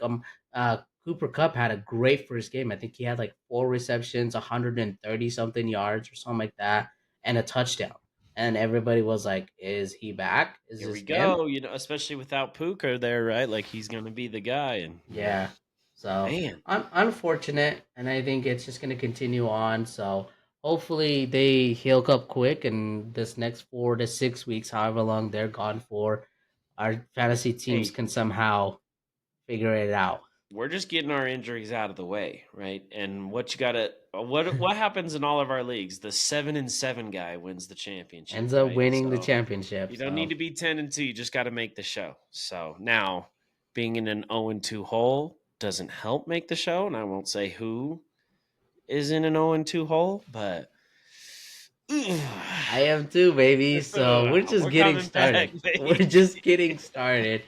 But Oh man, switching gears, let's talk about a team that's actually 2-0, not 0-2, no 0-2s here. 2-0. All right. The Vikings have improved to a 2-0 record after beating. This sounds so good coming out of my mouth. Hold on. Oh yeah. Okay. Okay. Hey, whoa, whoa, whoa, whoa, whoa, whoa, whoa, whoa, whoa! Can't do that on live. Whatever it is. Okay. All Okay. right. Calm it Okay. down. Calm it Okay. down. They beat the 49ers There 23 you to go. 17. Hey, without revealing Ah. anything else too much, the Cowboys may have lost, but you had a good week. I Other had than a that, great week right? actually Other than that, because okay. But don't get too far. Don't get too far ahead of yourself. the We're Niners Vikings. lost. There you go. There's Yep. one. We'll talk about the other one later, but the Yep. Niners lost, and anytime the Niners lose, I'm a happy camper. Cowboys could we could not have a team actually. Everybody could just let go of, and the Niners lose, and it's the best time ever. So, and there's a few key things that kind of why the Niners lost. Right, first, Let's see if this Brock one's gonna be Birdie good. Oh. ain't good. Okay, that's always gonna be the show. Brock Birdie ain't good. Okay, um, I and can't believe then I can't believe you can say that, but I can't say that Derek Carr isn't good right now. Like, what it even is sucks. happening? What is even happening in the NFL? Hey, that's why we love it. That's why we love it. Well, you see, here's let's just put it out there, right? Christian McCaffrey. Wait, wait, wait. Does this sound good coming out of your mouth? No, this sounds terrible coming out of my mouth.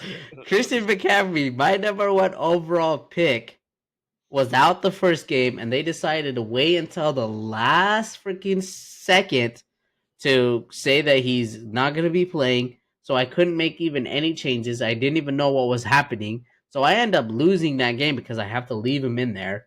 But now it's confirmed he's going to IR and going to be gone for a good solid 4 weeks. So I won't be seeing him until like week 6, week 5. Um, and I don't know what's going on. So like, there's that big loss because now Mr. Brock Purdy ain't good. Doesn't have that safe pocket where he can just dish it out to McCaffrey and he can do whatever with it, right? And then another big loss, right?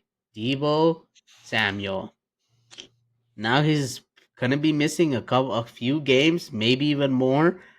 He had a calf strain, so another great receiver that you had a weapon for. And then we talked about Brandon Ayuk. He's just not fully ramped up yet to where he can perform where he was doing because he decided to sit out for all the camps and stuff. And so the 49ers kind of played themselves, and I love it. Simple as that.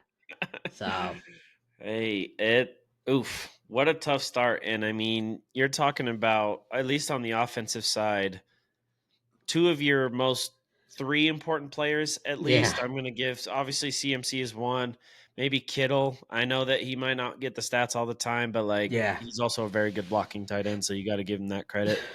Um, Boy, that is tough. And that's another thing you talk about fantasy where you're like a lot of people avoiding Brandon Ayuk in those drafts because of his holdout, right? Now now he's looking real good because he's the only freaking option for him left. But that's just how it happens. But boy, that is not what you like to see. And I heard about CMC, his because it was always a calf, and then it just started to like come out that it was a Achilles maybe too, and that's way more serious as well.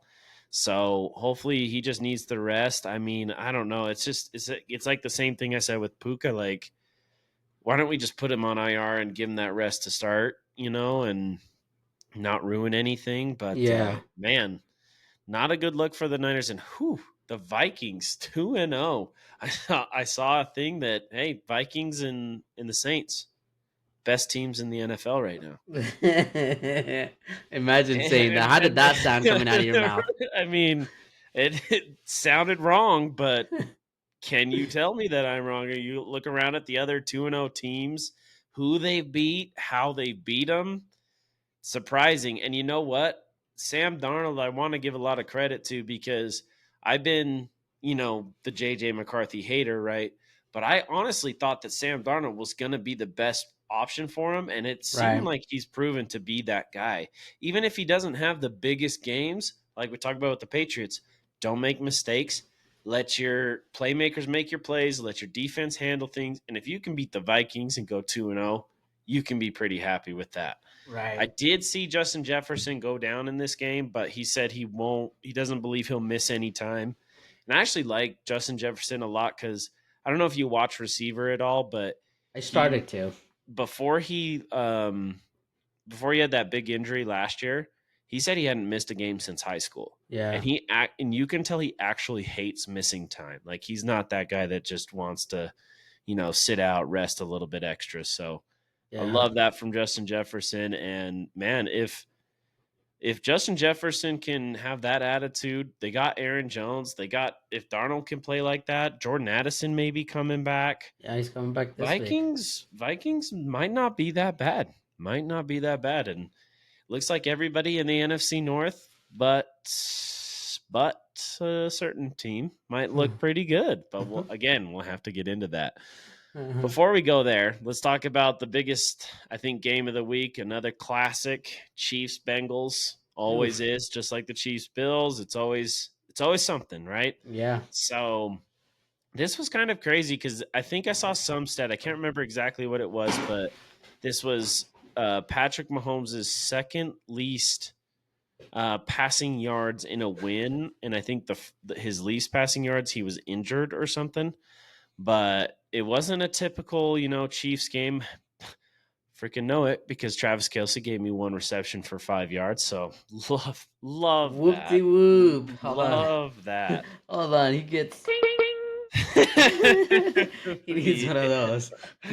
Oh my goodness. But lots to unpack from this game. And nothing bigger than the 4th and 16 game on the line. Bengals win if they stop them here. Commit a costly pass interference play. Just can't be doing that, right? Or can you? That's the thing to debate. A lot of people, and I don't know, I feel like are stronger than me, and I feel like I should be a big Chiefs hater. Are saying that the Chiefs are just getting all these calls, man. Patrick Mahomes, and you see all the memes about him and the refs just being buddy Buddy buddy, and buddies. even Yeah. worse. And I don't know. What do you think about that? I'll start off with you. What are your thoughts on that last play and what the Chiefs the calls they seem to get? Yeah, they are making it where we can't hide the script anymore.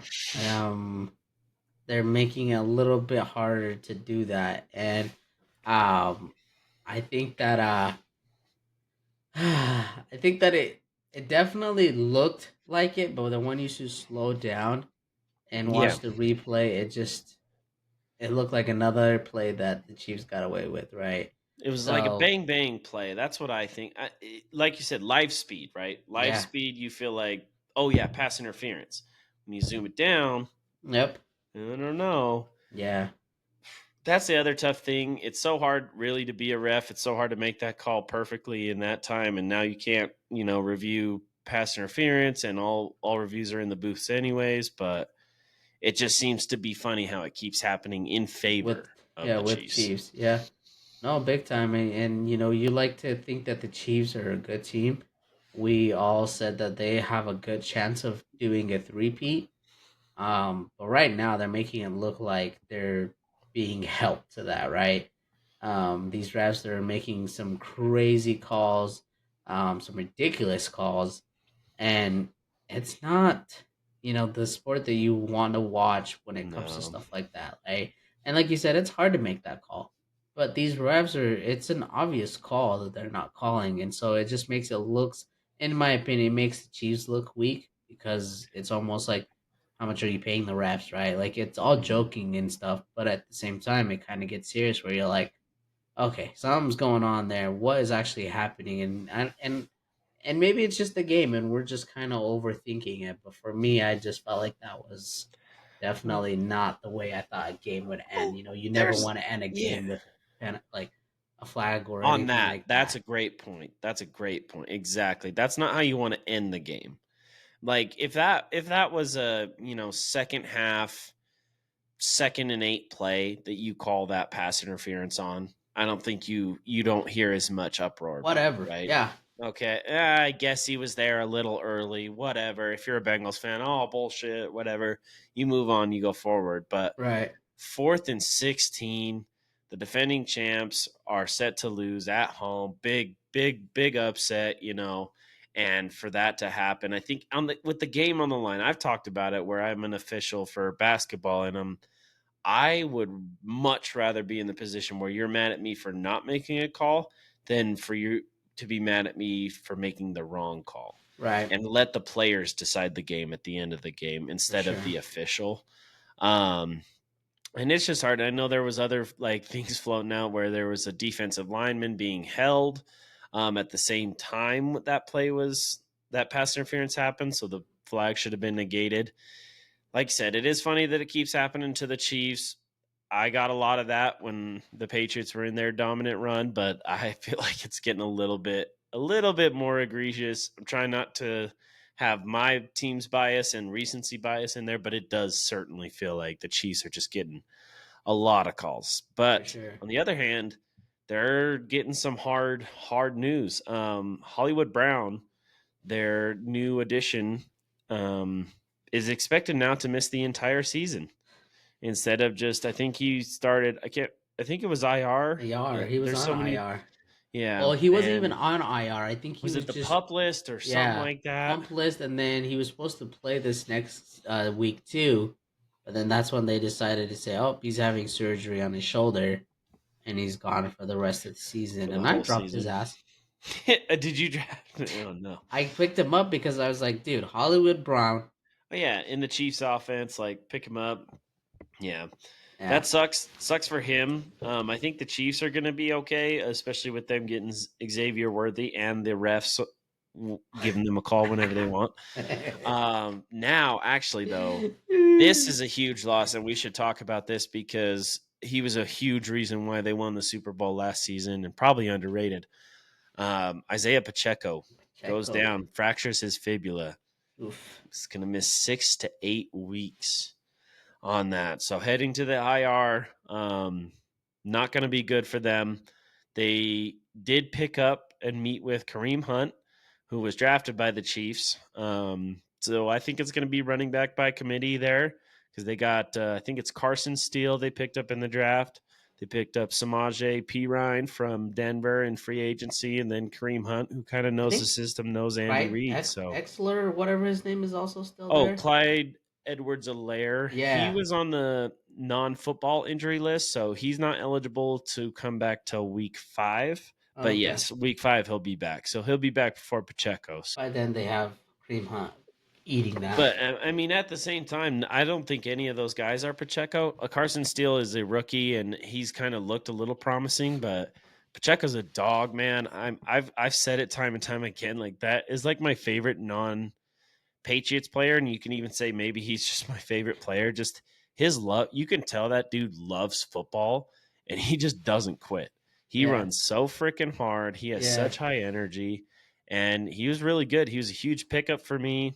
I feel like I always get those like random pickups in fantasy, and then they get stolen away from me the next year because they get drafted higher. But no, that's a huge loss for the Chiefs, and the Chiefs are they're gonna feel that loss for sure because I feel like their passing game. I know it's gonna be okay. It's gonna be better than it was last year, but Yeah.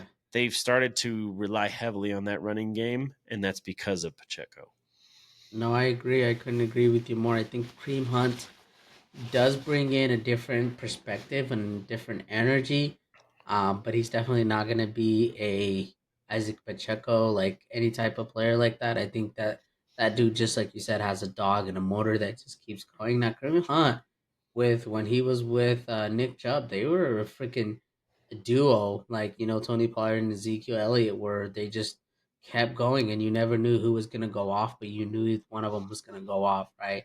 So I'm hoping that that will be the case for Kareem Hunt. I think that this is a great opportunity for Kareem Hunt to get back into the NFL and to prove himself again, because I don't think he was on any team anyway. Um, but hopefully it turns out well for him, and then hopefully Pacheco kind of has a healing fast so that he can get back within 6 weeks instead of 8 weeks. I know those injuries are usually it's just about how fast the bone heals. They can recover. Yeah, Yeah. So hopefully it turns out really well for them. But I think the Chiefs are the Chiefs; they can make anybody work. So, and like you it's the said, thing. They'll find a way. with They'll the find a refs, way. they'll find a way. It'll be easy. One more thing to note, real quick, is the Jamar Chase drama that we've talked about. Apparently, now he has no plans. He came out and said this to negotiate a long term deal with the Bengals. And he believes that the team misled him this offseason, saying that he would get an extension. Yeah. So good for him to play because they've talked about it where he's still on his rookie deal where is if he were, we've talked about Hassan Reddick where he gets fined 800,000 for missing every game. Jamar Chase gets fined like he was like 70,000 a game or something like that, like in comparison very very minimal, so he kind of could afford to sit out, but he's Yeah. going to play and I'm sure he'll get a deal. I still think he'll get a deal next season, but it does kind of suck that the Bengals would do that to a guy like that. And it seems like it's affecting him because he has not started off this season the way you would think Jamar Chase would. Well, and I think he's reserving it so he doesn't get injured. I saw in an article that said that and I don't know if it's true or not fully, I haven't fact checked it, but Maybe, they were though. saying that he got a $50 million insurance policy just in Mhm. case he ends up getting I hurt. did see that. That's legit. So That's legit. He that's got legit. that, So then, yeah. So I think he's just trying to play this season through by which just not sucks doing for the anything Bengals, sucks for particular. the Bengals fans. Yeah. I mean, But I think he ends up staying with them, right? Like I don't right. think that I think they'll end up money. Was it Jerry Jones? What did he say? Money can shut up anybody's problem, or like money can solve. Like I forgot who said it. I think you said it last week with the Jerry Jones quote. This But like, situation. yeah, but it's like when money is in front of somebody, everything feels. I think that's what he said. It makes things everybody friends again, and Oh yeah, once the pen's put to paper or whatever, where you can just get all that figured out, get that out of the way, then we can, start to figure things out or whatever. And yeah. yeah, So I think that they'll end up figuring it out. It sucks for them to not to have to go through that. But you know what? It's the Bengals. Who cares? Hopefully they end up figuring it out because if they don't, Jerry Jones will make sure he makes a last minute move, which will never be anything. So, but I'm excited for it. I think that uh if the Bengals suck and they end up losing Jamar Chase, I think that that's a big loss for them. you Um, know who and could use I'm Shamar? excited. I knew you were gonna say that. I knew you were gonna say it. I knew it. The Steelers. You're right. The Steelers could use Yeah, him, they definitely could. Yep. or the Chiefs because they're not afraid to spend money and go into cap space and all this crap because all they care about is winning. And Jerry Jones doesn't. So anybody else but Dallas can actually get Jamar Chase. But let's move on to the best team in Texas, baby. The best team in Woo Texas. wee! We've been waiting for this one. The Texans. Yes, sir. They end up beating our boy Kid. I love this. This sounds so good. This just sounds good too. They end up beating Caleb Williams and the Bears 19-13. right? So this was a I don't think it was a big game, like as far as like the players themselves. CJ Stroud did play just decent enough. I don't think he did really anything too amazing. Um, and this was the game where I felt like Diggs was very quiet. He didn't really get, I think he had like 4 targets and 23 yards or something like that. So he didn't do too well. But our boy, Nico Collins, that was the money man. Boy, And and then it helps when you score field goals, field goals, field goals, field goals. dude, So I got to give a quick shout out to kickers this season. I mean, they're on another level. We're talking about. I mean, you got a guy, Brandon Aubrey, right? got a leg. Cowboys couldn't even get him in range, and he's got the biggest leg. But no, you're talking. We're on an unreal run of like just these 50-yard field goals looking like 30-yard field goals to these guys. I mean, it's just at an unreal rate where they're getting so much better. Their legs are stronger, and they're just getting more accurate. And yeah, Kamai Fairbairn, he drills 4 field goals in this game, and a couple of them from 50 yards out. And then Yeah. he had a couple more 50-yard field goals in the previous game.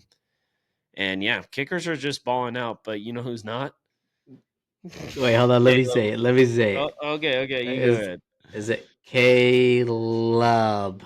Yeah, Sucks. I think you can fit that. Boy, Oh my gosh. that dude, and it's funny because I'm watching, or I just finished Hard Knocks for the Bears, and they're hyping up Caleb. They are hyping up Caleb, and hey, I drafted him. I'll take it. I know I've never been a fan of him. I'm not trying to say it, but I'm like, you know what? You got DJ Moore, you got Keenan Allen, you got Roma Dunze, you got DeAndre Swift in the backfield, Khalil Herbert.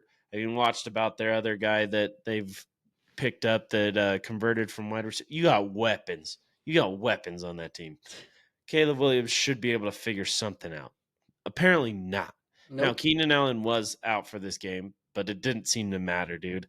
This guy, I mean, there was that one play. I know you know exactly what I'm talking about before I even say it, where he was scrambling around. He gets his jersey ripped off, but avoids the sack. Wow, what an amazing feat from Caleb Williams. And what does he decide to do with it? Throw the ball into triple coverage. I couldn't even see the blue jersey, Oh bro, my gosh. and gets it picked off. I mean, talk about this guy just not looking ready. And it just makes me feel better and better every day about Drake May sitting for Yeah. one, but also just being a better quarterback. Because I'll say I don't even think Jaden Daniels has had that great of us, or he's had a good start. I know he kind of broke some records with rushing and passing in his first week. I'm not really sure. I didn't. To be fair, football fans, I did not watch the Giants and Commanders game very intently, so I did not see how he played Who there. does? But I feel like he's one of those guys that might be able to be one of those first year stars, still be successful. Yeah. But boy, I mean the hype around Caleb Williams and just to perform like that, man, that dude does not look ready at all. And he was the quickest week one drop that I've ever made in my entire. Not that I was planning on starting him at any point, but I'm like, yep, nope, I'm good. Yeah, I mean, we're both big haters of him. I think maybe you more or me more. I don't know. We I'll both tell hate you him. who, Jenna, my fiance, is the biggest hater. Uh, She hates him that more than makes more even that even anybody makes it hates better. anything. But Yeah, she, I remember at the draft when I did draft him, and she yelled at me for it. She's like, "Are you yes. serious? Really?" Yeah, But I yeah. mean, Anyways, he just does not look like he's confident. Okay, it's funny because they posted that picture where Justin Fields is like defeated basically, and then they posted another picture right next to him where Caleb Williams is just like this, and he looks defeated. They need to do something about that O line. That O line is yes, so bad. Like so bad. they don't have time to do anything, and let alone a first year rookie quarterback. I'm trying to give him a little bit of slack because that O line sucks. But Hmm. at the same time, it's almost like Caleb Williams doesn't know how to play the game in the NFL as a I QB. I agree because you're looking at Justin Fields, and he went and he beat the Niners week one last year in that super monsoon game or whatever. And you're Yeah, looking, and it wasn't great. It wasn't all great, but I'd feel like I'd want Justin Fields back and to watch. I can't imagine being Fields right now, where you're in Pittsburgh and you're with winning. those aliens on defense, more specifically TJ Watt and everybody, and you're 2-0, and you're watching Caleb Williams, who took your job and was supposed to be this prodigy, this Savior. Yeah. amazing thing. He's going to be the first 4,000-yard passer for the Bears. They haven't had one ever. He's going to be it automatically. And to watch him do what he did, I mean, he just looks so confused, so scared, and just Yep. doesn't know what's happening. And it's funny because to me it looks like he's not playing any different than he did at USC.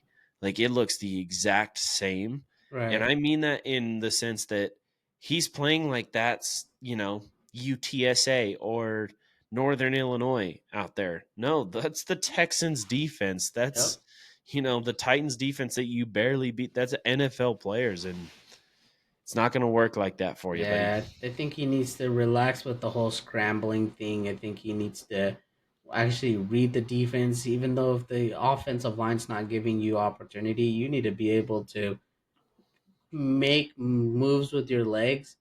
But he's not even doing what he was doing in college, and that was scrambling and actually getting yards. Here, he's trying to Well, scramble and he goes he backwards every can't. time. He can't because you're not playing against the chumps that you did at Yeah, USC. You're playing against the NFL defenses right. that are way faster, way smarter, way stronger than anything you've seen. Yeah, And we talk about it too. We've talked about it with the Chargers. We talked about it with the Bengals a couple drafts ago, where they took a receiver and then the Chargers took a tackle. Chargers took a tackle. They're 2-0. And the Bears, there's plenty of offensive tackle talent, offensive line talent at pick 9. And I'm not saying Odunze was a bad pick, but you already have DJ Moore and Keenan Allen before that draft. Maybe you should go offensive line in that yeah. sense, especially with how bad this offensive line looks. Yeah, that's gonna be their biggest downfall is that offensive line and not being able to protect Caleb Williams. I definitely don't wish this upon him, but I could see it happening where he ends up getting injured pretty bad, where that offensive line can't protect him. And like I said, I Yeah. don't wish that on him, even though we really don't like him. I You don't want 100% that, don't want but that on yeah. anybody, but I could see it happening because of how bad that offensive line is. So Oh yeah. hopefully he keeps entertaining and that offensive line kind of helps protect him because he does have great potential, regardless if we hate him and not or not. But can't do anything if your pressure is right in your face every two But he seconds. he he's also got to make way better decisions. He's Yep. got to slow the game down. You can't just sling it like you have been at USC. Like that, I think that's why he lost to Utah every time. Right. Is because he that was like the real defense that he faced. Like USC was the fourth ranked team when we went into that Pac-12 championship game. They're like in the national eyes, Utah had no business winning that game, Right. and we killed them. And I know that Caleb got injured, and that was going to change things for sure. I get that. But we put up 47 points, and Caleb made a lot of bad decisions, and it just didn't quite work. And now you're in the NFL. So, Yeah. but speaking of bad quarterback back play, let's go on to the good side. Like we said, CJ Stroud, dog, man. Yep. That's a guy who year one, but the thing is, he went into a system that was ready, but he's also I think CJ Stroud is different. Yeah. I think No, they they built around him. I don't think that they. I they don't. certainly did. Yeah. And I think that if he goes to Carolina at pick 1 instead of Bryce Young, he does better, but he's Yeah. not going to be doing what he's doing in Texas. It's a Right. perfect fit. That coach coming in at the right time, those receivers popping off out of nowhere. Because let's not pretend we knew who Nico Collins or Tank Dell were before last season, right? And Yeah. then you bring in Joe Mixon. They got Shaq Mason, who I know as he's a former Patriot, um, beast of an offensive lineman. They've built up that offensive line. They built up that defense. They traded up to get the number 3 pick after CJ Stroud got Will Anderson. He's balling out. So look out, man. Like you said, best team in Texas. Best team in Texas. Best team in Texas, best team overall.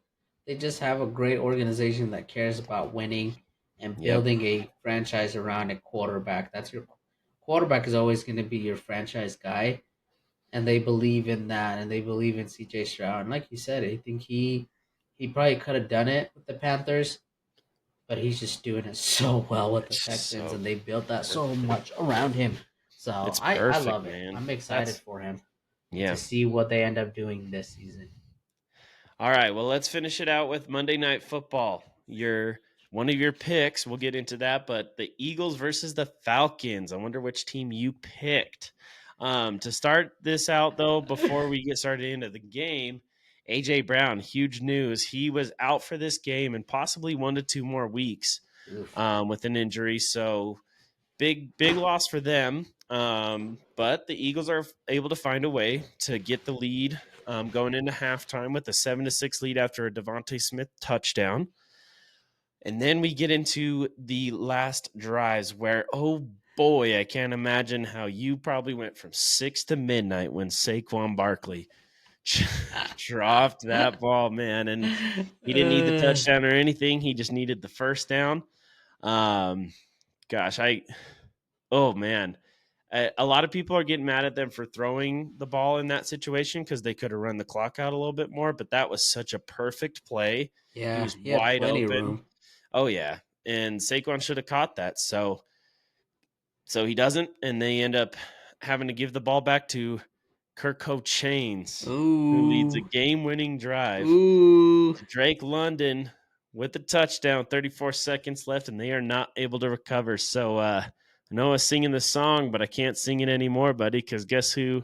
What is it that you say about the birds or something? Oh, let me take over real quick. The birds can't fly, baby. Birds don't fly. Oh my gosh, this is the other part that made that week just so much better from the Cowboys being blown out. Niners lose, Eagles lose. The best thing that could ever happen.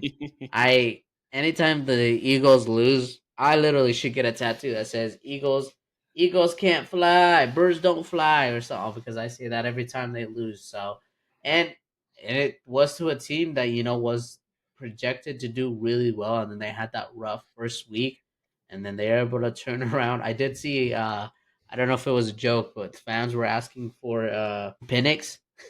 Oh They're like, yeah, "We yeah. want After Penix." week one, yep. Well, they wanted him in this game too. They were yelling out, "We want Penix," because I guess Kirk Were Cousins they? just like, yeah, they're Oh just boy. yeah. So, and I don't know if it was just like joking around fans or whatnot, but he got the job done. Kirk is Kirk. He's one of the most clutch players I have ever seen play at that QB spot. Kind of like Um, kind of like Dak though when it gets to the playoffs, you Clutch player, as in like he's on the other but team, or no, yeah, I love Kirk Cousins and yeah, those Falcons. And hey, had to wear this jersey today. I know I said I wouldn't do it again, but you can do it with me if you want to, because oh, I'll do it. I'll do screw the it. Eagles, right? I'll Because do it with you. Matthew Judon, Yes, 7 sacks. sir. You ready? You ready? Yeah. I knew I said I wouldn't do it again, but just for It you, feels because you good. hate the Eagles, It feels so. good. It feels good. Anytime the Eagles lose, we love to see it. And now with us being 1-1 each in the division, it just makes it better. They don't have a leg up on us. Um, and F the Eagles. Is everybody? No, Giants are probably 0-2, right? Yeah. Yeah, Is Giants everybody suck. else 1 Always 1? will suck. And then I Are think the Commanders are Commanders 1-1. 0-2 as well, or I one think and they're one? 1-1. Okay, So gotcha. this is Well, just a good weekend for us could because if only you could have won. Can no, you no, it's imagine? okay. I'll take the Niners and Eagles losing. Works out better for me. And Dak sucking because it proved my point. There you go. Great weekend. Wow, it's perfect. Couldn't have been any better. All Oh right, man. well, let's get into our week 2 picks. So, my lock was the Chargers over the Panthers. Ooh. Good luck there. I was glad that I had the first pick in this scenario because it was whoever the Panthers are playing. I'll take it. And that ended up being a good lock. Something to note about this game: one, Chargers 2-0. Jim Harbaugh off to a good start in that era, and then the biggest news, Bryce Young benched. Ooh, Like we were talking about, that's a situation where you put him into a. I know he was the number one pick, but dude wasn't ready. And even if he was, nobody's ready for how ass that that Panthers Bengal. team Yeah, is. Panthers is No so all bad. line. You're talking about. They got mid receivers. Deontay Johnson, good. Adam Thielen, old. Who else? Yeah. So that just kind of sucks. But then the underdog I picked was Tampa Bay, and boy, am I glad I picked them. I remember talking about it 7.5 point underdogs to the Lions. I know that it was in Detroit, and the Lions are really good, but Tampa Bay's good too. And Yeah. they go in there and they get the win over the Lions in Detroit, 20-16. So I ended up getting 7.5 points for that because that's how big of underdogs they were. So love, love, love that. So I'm looking good. I'm looking good. My picks are doing good. And then I picked the Cowboys. Why would I do that? Why would I do that? Ding ding. Oh my goodness. So I don't get any points in my random pick. But then I'll go ahead and oh man. I'm just gonna take it just because I want to, because fortunately Wesley's not here, but I'm just so excited to see this. Um, Wesley picked his lock as the Ravens, who were 9.5 point favorites against the Raiders. And do you remember what he said to me last week? He's like, I'm No. so glad that I don't know how Kyle didn't pick this team. I'm so glad I got him. The Ravens lose to the Raiders in week 2, man. Oh my goodness. I think Yeah. that was kind of like the shock of the weekend almost, but boy. So he loses 5 points for that because that was his lock, right? Yep. And then his underdog was the Giants over the Commanders. And I remember giving him shit for picking that. You're going to pick the Giants? And he goes, well, it's the Commanders. Well, the Commanders win, so he gets no points for that. And then he picked the 49ers, buddy, over the Vikings. And they did not win, so that brings his total to a whopping -5 points for the weekend. Oh boy. Yeah, not a good week for him, and typical of him. Now, mine a little over the place, a little bit, but some good stuff. My lock was the Colts. They were 3 points favor over the Packers, and they just didn't work. Packers found a way to win, man. That was Didn't work. surprising with Malik Willis. Who would have thought that? I would have picked the Colts too, but Yeah, I just yeah. thought that Charlton or they're just playing really well. Jonathan Taylor's Richardson, playing you that, mean? or sorry, yeah, Richardson. He's playing really well, and then Jonathan Taylor's playing really well. They've had Michael Pittman, who hasn't been like too hot, but then they have another receiver who's come off that's been Oh, popping Alec off. Pierce, I think. Yeah. Yeah. By the way, I ended up picking him in all my leagues, so don't try him. Um, but yeah, so they end up losing somehow, some way. But it is what it is. You know, you kind of go into those games thinking that it will go well, but sometimes it doesn't. So, and then I picked my underdogs. I just had a feeling the Eagles suck and they couldn't fly. And anytime anybody's playing against the Eagles, I will happily go against them. The Eagles can play me, myself, Uh-huh. just me only. Me, myself, and I. Yep. And I will pick me, myself, and I any time of the week. There So you I go. picked the Falcons, who were 6.5 points underdog. So I ended up getting 6.5 points of it from it because they won. And then my random was the Texans, best Texas team in Keeps picking them, man. every week. I'm riding with the Texans, okay? But they were 7 point favorites, so they ended up beating the Bears, and I got 5 points from them. So Does let's that get bring to the standings? let's get into it. This is the weekly standings update. So in whopping third place, we have Big Country Wesley with negative. I don't even know how you do that. Negative 0.5. Oh no, he's less than Negative zero. half a point. Oh man. My guy Oh needs some help. man. He's I don't think he understands the point of this game. We're just gonna have to give him a little I talk crap because we he's not might here. have to. He's not here to defend himself, so we'll just do it for him. Buddy, you suck. You're supposed to pick the team that's gonna win. Oh, and he didn't do any of those. Oh No, no, no. no, no, no. She wasn't ready. Oh um, but man. moving on, we have Mr. Jacobs bouncing back. You ended up with 13.5 points.